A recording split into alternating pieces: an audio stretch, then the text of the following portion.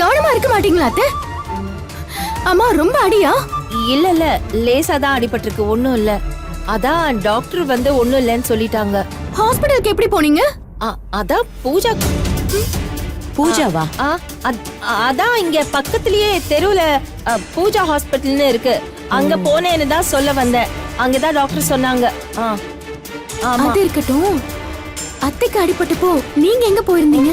அது நான் கோயிலுக்கு போயிருந்தேன். கோயிலுக்கா? காலையில சஷ்டின்னு போனேன், இப்ப வா திரும்பி வர? அவ்வளவு நேரம் என்ன பண்ண? அது சஷ்டியை முடிச்சிட்டு செங்கல்பட்டுக்கு பக்கத்துல இருக்க சிங்கப்பெருமாள் கோயிலுக்கு போயிட்டு வரேன், அதனாலதான் லேட் ஆயிடுச்சு. உங்களை யாரு அவ்வளவு தூரம் போக சொன்னது?